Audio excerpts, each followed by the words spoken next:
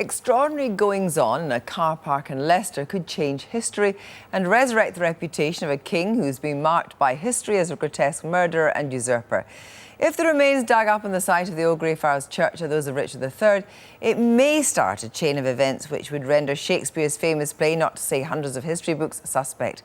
He may not have killed his nephews, the Plantagenet princes, heirs to the English throne after all. Who knows? Much to discuss with our historians in a moment. First, David Grossman has been watching as events unfold. At the bottom of a hole in the ground in a council car park in Leicester, to be exact, we are told there have been located the bones of the last Plantagenet king. This particular performance of Richard III closes very soon. In fact, they start filling in the hole tomorrow. But what this archaeological dig has really uncovered is how deep feelings still run about this long-dead monarch. There are people in Britain, indeed all around the world, who are spectacularly furious that their hero should be portrayed as a tyrant.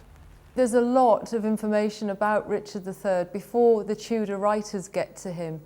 And what you can see is, perversely, you see a man who was loyal, brave, pious and just, which is completely the opposite of Shakespeare's portrayal. This wasn't just you came along, dug up the car park and found some bones and thought, well, it could be Richard III. Not quite, no. When Richard met Richard, the lead archaeologist on the dig is Richard Buckley from the University of Leicester. He says the first clue was the position of the body in a part of an excavated friary that corresponds with contemporary reports.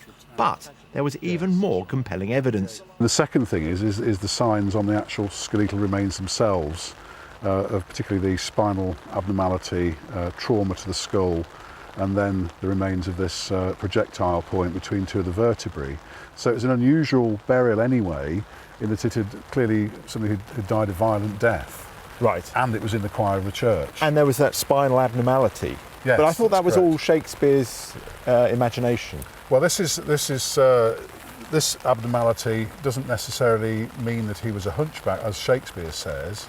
It's an abnormality that lots of people have, and it may mean that one shoulder was slightly higher than the other. And that got exaggerated in the telling, in the sort of Tudor propaganda, if you like. Yes, I mean, ultimately he did ride into battle and so forth, so it clearly didn't affect his mobility at all, particularly. Do you feel a sort of an affinity with him here? Do you find some emotional connection with Richard III as a character, or is he just a person from history that you're... I think I'm beginning to, funnily enough. I mean, as an archaeologist, we dig burials all the time, and usually they're unnamed people. We know nothing about them, their hopes and fears and so forth, nothing about any of that.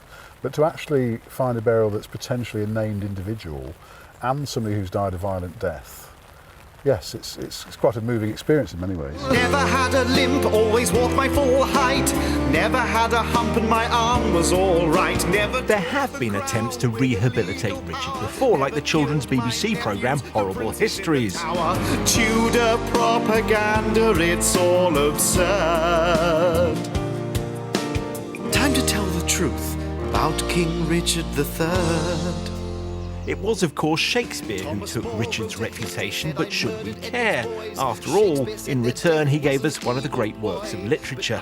Shakespeare did him. I mean, he did him an odd favour, didn't he? Because, frankly, Edward IV and Henry VII and the great pantheon of kings don't rank very high, and stuck in the middle is Richard III, who, for whatever reason, is a major, major figure. Yeah. For all the wrong reasons. so Shakespeare's done him a sort of strange service. Between infamy and being forgotten. Would you choose infamy? I suppose you might, 500 years later. If you then get told, if everyone then gets told that you weren't such a bad chap after all. Yes, it might all work out very nicely for him. Yeah, yeah. He gets the glamour and he gets a decent biography. And maybe a good funeral. Yeah. So what should happen to him now, do you think? Well, there's going to be much debate between interested parties as to his final resting place. State funeral, do you think? Who knows? I wouldn't like to say. Might be nice, wouldn't it? We've had the Jubilee and the Olympics.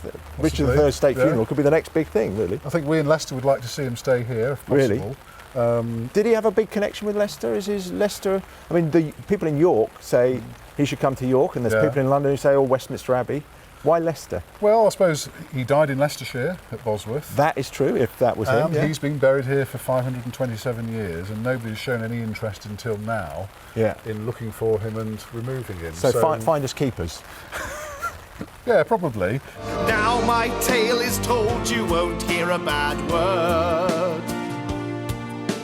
about a special ruler, King Richard III. I'm a nice guy. David Grossman here to help us decide whether it was good King Richard or crookback Dick are Dan Jones, the historian and author of The Plantagenets, The Kings Who Made England, and Annette Carson, author of Richard III, The Maligned King. So, Annette, really, whether or not these are the bones of King Richard, it won't make much difference to you because you think he's a good guy. Well, not being a historian, I don't go in for judgments about people. I'm actually a writer, and I'm more interested in biographical material. I'm interested in people who make the best of a bad job. They get dealt a hand in life and they do what they can with it. But you believe he was maligned. However, you, as an author on the Plantagenets, I mean, tell me about what you think about this dig, anyway, in the first place, and whether or not it's going to be conclusive evidence. Well, I think one of the impressive things about the dig was that they found the spot. This was desk-based research which found, which located the choir of the Church of the Greyfriars and found a body which may or may not be Richard. But if it is Richard, and we're going to have this DNA, the DNA decision, it doesn't actually alter anything in history about whether or not he did away with the princes. That still is completely uncertain. Oh, absolutely. If we found a skeleton that DNA tests prove is Richard III, then we found a skeleton that DNA tests prove is Richard III. It doesn't alter anything else really about what we know of his career historically. But unless there is permission given in Westminster Abbey to dig up the princes and see if there's a DNA connection with Richard, am I right? Yes, but it's a long shot as to whether that's likely to happen, and I don't think anyone's agitating for it.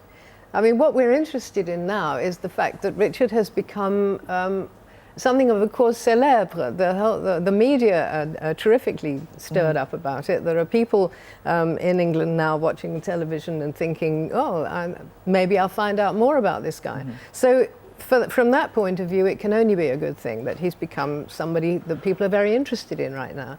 But I mean, if you want to solve a mystery, that's really a whole different ballgame. We're not detectives.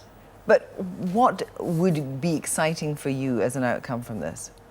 It would be exciting to know that we'd located the bones of Richard III. I think there's no doubt about that. Aside from that, I don't really know what more we're going to tell about Richard, other than what we know already. Because we're not going to tell whether or not it was he who killed the princes or Henry Tudor that killed the princes. Absolutely not. I mean, there's no way of telling. It's not going to alter the one fundamental crime of his reign from which everything else stemmed, which was the usurpation itself. He usurped the throne. The bones don't tell us anything more. But of course, if you think about what Philippa Langley was saying, was that actually, if you look at the pre-Tudor sources, there's less propaganda. There's a completely different view of King Richard. Oh yeah, I mean, what we know about Richard III before he became king, and actually while he was king, is that he was a pretty loyal aristocrat. He was certainly a capable soldier. I mean, if this were his skeleton, then all the injuries on it, a head wound and an arrow in the back, would be consistent with what Tudor historians as well said, which was that he was a very brave soldier on the battlefield, charging into Bosworth where he died. But it is enormously fascinating, isn't it? I mean, people are absolutely gripped by this because you don't find a monarch very often, do you? Well, you don't, but people are gripped by Richard III anyway, and I think that's very interesting. I mean, the reign lasted 2 years. And I think the gap between the sort of black propaganda which emanated from Tudor historians right early in Henry VII's reign, and then he was sort of turned into a Plantagenet Iago by Shakespeare, and the gap between the reality of actually quite a competent king, albeit one that usurped the throne and was only there for 2 years, and this kind of deformed monster is so huge that inevitably people are fascinated by it. And of course, the scoliosis, as was said, it can be quite a minor thing, can be showed. It's not the Shakespearean humpback. Well, it definitely is not a hunchback because that's got another name. It's called kyphosis.